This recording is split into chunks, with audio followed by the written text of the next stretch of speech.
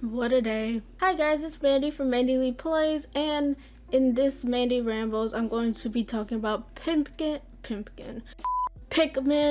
3 Deluxe and the sales and the controversy around that, and also what I think about No More Heroes, and what I thought about Hyrule Warriors Age of Calamity. So without further ado, let's dive right in.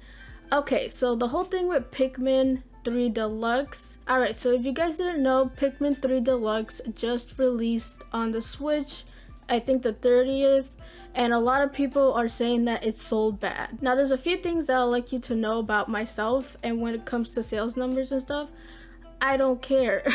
I don't care about numbers in general on my channel. You won't see me scoring a review. You won't see me talking about sales. You won't see me talking about how successful this game is or whatever or whatnot, because I think that train of thought is very flawed, especially when you take into consideration certain aspects like the Mario 3D All-Star stuff. People put the excuse that it sold well, so the business practice of this timed exclusivity is good, which is not, because anybody and their grandma knows who Mario is, so it's automatically gonna sell well. And a lot of people use that to justify bad business practices, but we're not here to talk about that. Anyways, so this whole kind of controversy started with Amazon of the UK, and it wasn't really selling as much.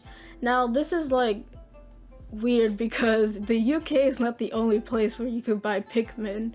First of all. Second of all, there's still the United States, Canada, other regions, and that doesn't even include digital sales. So to say that it's underperforming is a very flawed way of thinking, because it makes no sense.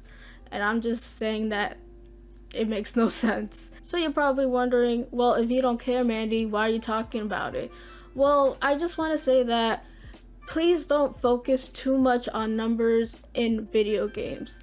Video games and what games you like are really subjective, so if you just force numbers and sales and all that stuff that really doesn't matter into your like hobby or what games you like, it can really hinder the experience of a game, especially with review scores.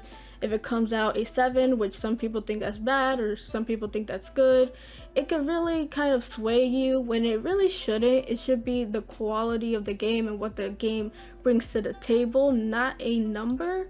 So even with my worth to buys, I talk about the game, the plot, the gameplay, all that stuff, and I ultimately say if it's worth the buy. I don't put a number on it, and I actually leave it open for you guys to decide for yourself if it's worth the buy. I'm just showing you what the game is like and how it plays. So for me, putting numbers on something subjective like gaming is very kind of flawed way of thinking. And I don't really understand why people go over sales numbers and stuff. Like, I get it, you might want to see if your game did good or not. Now, if it's like you want to see the sales numbers to maybe determine if the game's getting a sequel or not, I understand. So what the thing about Pikmin is, for me, it's my first Pikmin game, and I've been loving it ever since I started to play it. So I don't really care if it undersells or whatever. Now, it could all be due part because it's a Wii U port and it's not Pikmin 4. So there you go.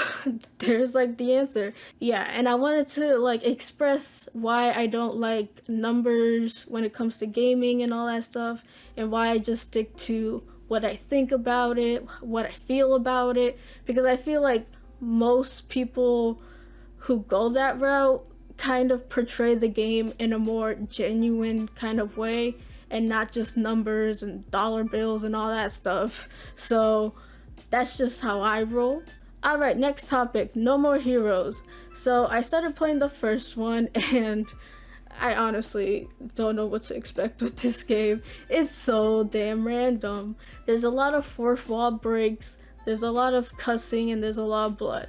Now, the one thing I want to kind of critique it on is the amount of blood. But other than that, I've been loving the game. It reminds me of Crazy Taxi for some reason, and with a mix of action and RPG elements. Basically, your goal into the game is to get to rank number 1 assassin or something like that, because this chick wants you to. It's very, very weird, but I love it. And it made way for some very, very funny moments.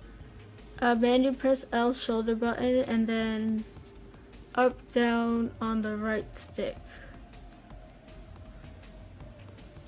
The controls on the Wii would... Oh! Is that what you did on the Wii?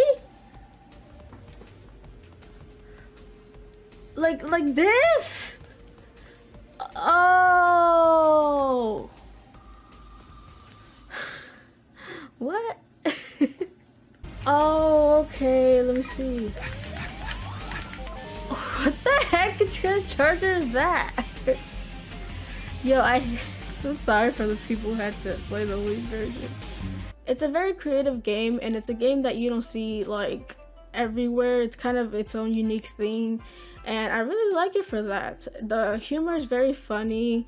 The whole like setup is really, really funny, and you can't like really take the game too seriously, and that's what I think the purpose of the game is. But it's still really fun, and I'm really enjoying it. And yeah, it's just random, and I can't wait to play more. Now this one runs at 1080p 60 FPS. I'm like, damn, that's good. And so does the second one, I guess, to get you prepped for the third one.